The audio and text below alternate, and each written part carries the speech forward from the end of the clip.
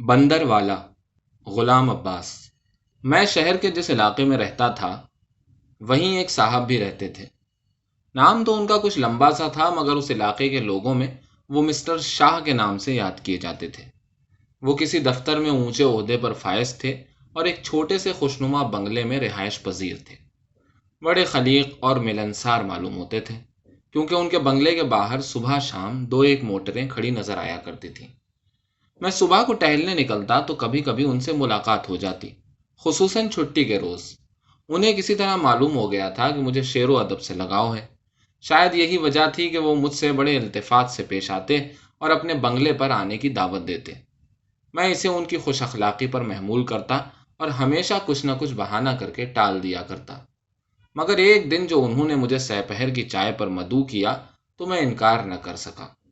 مجھے معلوم تھا کہ ان کا 3-4 سال کا ایک صاحبزادہ ہے، جس کو میں نے کئی بار ان کی انگلی پکڑے ساتھ ساتھ چلتے دیکھا تھا۔ بڑا بھولا بھالا، پیارا پیارا۔ میں نے بازار سے ٹافیوں اور چوسنے والی مٹھائیوں کی 2 تھیلیاں خریدیں اور وقت مقررہ پر ان کے بنگلے پر پہنچ گیا۔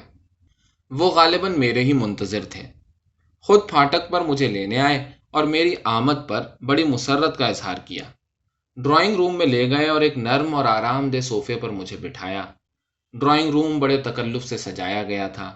قیمتی قالینوں، دیواروں پر خوشنما تصاویر، چینی کے ظروف، آرٹ کے نوادر، غرض ہر چیز ان کی خوشحالی کی غمازی کرتی تھی۔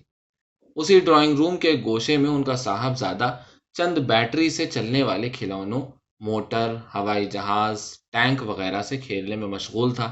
اس کو دیکھ کر مسٹر شاہ نے کہا، مانی دیکھو انکل آئے ہیں، انہیں سلام کرو۔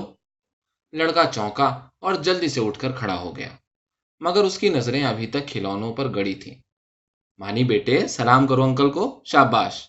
لڑکے نے باپ کی طرف دیکھا، پھر اپنے ننھے منھے ہاتھ سے پیشانی کو چھو کر مجھے سلام کیا۔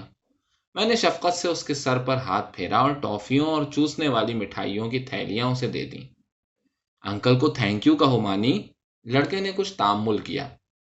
دیکھو انکل تمہارے لیے کیسی اچھی اچھی سویٹس لائے ہیں، انہیں تھینک یو کہو، شاباش۔ آخر لڑکے نے اپنی باریک آواز میں آہستہ سے تھینک یو کہہ دیا۔ میں نے دوبارہ اس کے سر پر ہاتھ پھیرا۔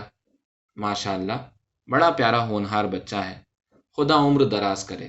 بچہ چند لمحے شرمیلے پن سے سر جھکائے کھڑا رہا، پھر وہ آہستہ آہستہ قدم اٹھاتا ہوا ڈرائنگ روم سے باہر جانے لگا، مگر مسٹر شاہ نے فوراً اسے روکا۔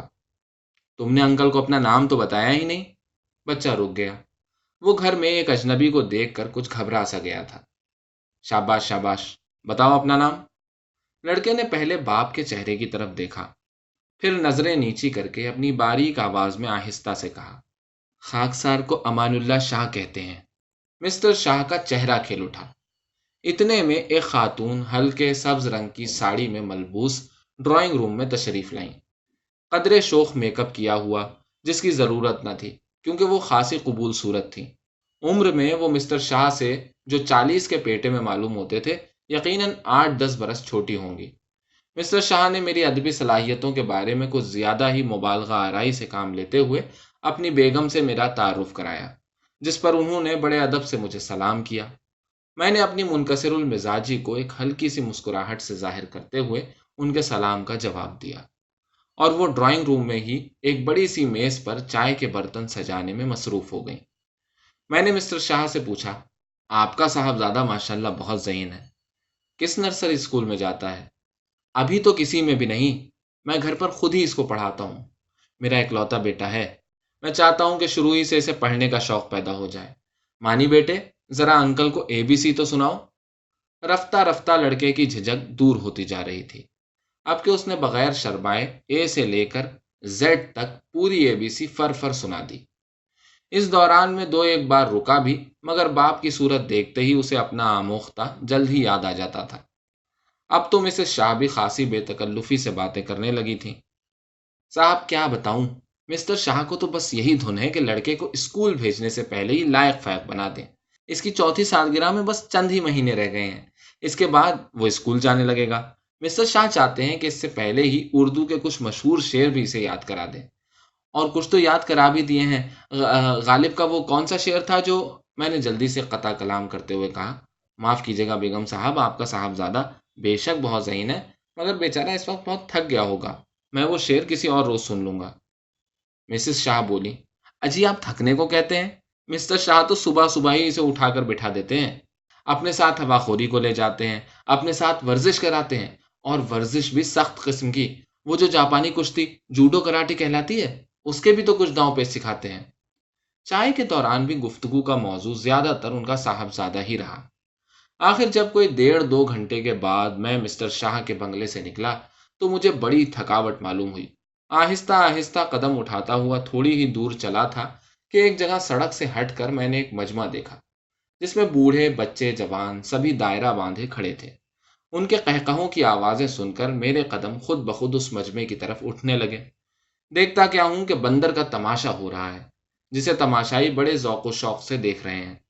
بندر ایک چھوٹی سی سرخ رنگ کی انگریزی ٹوپی پہنے تھا جسے بندر والے نے اس کی تھوڑی کے نیچے ڈوریوں سے باندھ دیا تھا۔ وہ پچھلے پاؤں پر انسانوں کی طرح سیدھا کھڑا تھا اور دونوں ہاتھ کولوں پر رکھ کر خوب مٹک مٹک کے اور اکڑ اکڑ کے ادھر سے ادھر اور ادھر سے ادھر چل رہا تھا۔ ساتھ ساتھ بندر والا ڈگڈگی بجا بجا کے کہے جا رہا تھا، باس پلپلی صاحب، بہت ہو چکی کلفٹن کی سیر، اب گھر کو سدھارو۔ لو صاحب بہادر، تمہاری میم صاحب تو ناراض ہو کر ولایت چلی گئی، اب تمہیں روٹی پکا کے کون کھلائے گا؟ کیا کہا؟ خود پکاؤ گے؟ وہ کیسے؟ بھائی واہ صاحب بہادر، واہ تم تو روٹی پکانا خوب جانتے ہو۔ کیا کہا؟ دشمن سے لڑو گے؟ اچھا بندوق چلانا آتی ہے؟ لو یہ رہی تمہاری بندوق، اب کھڑے ہو کر نشانہ باندھو، شاباش، اب لیٹ کر نشانہ باندھو۔ بہت ٹھیک، ارے واہ ارے واہ، واہ ہوائی جہاز کو نشانہ بنانا چاہتے ہو؟ بھائی تم تو بڑے بہادر نکلے، تم نے تو سچ مچ دشمن کو بھگا ہی دیا۔ بندر نے ان کرتبوں کے علاوہ اور بھی کئی تماشے دکھائے، مثلا سر کو ہلا کر ہاں یا نہیں کا اشارہ کرنا، ہوا میں قلا بازی لگانا، شیک ہینڈ کرنا، دونوں ہاتھوں کے بل الٹا ہو کر چلنا، کانوں کو ہلانا وغیرہ وغیرہ۔ ان کرتبوں کے دوران بندر کبھی کبھی دانت کچکچانے یا چڑچڑانے لگتا، مگر بندر والے کی لکڑی، رسی کا جھٹکا اور آنکھ کا اشارہ جلد ہی اسے راہ پر لے آتا۔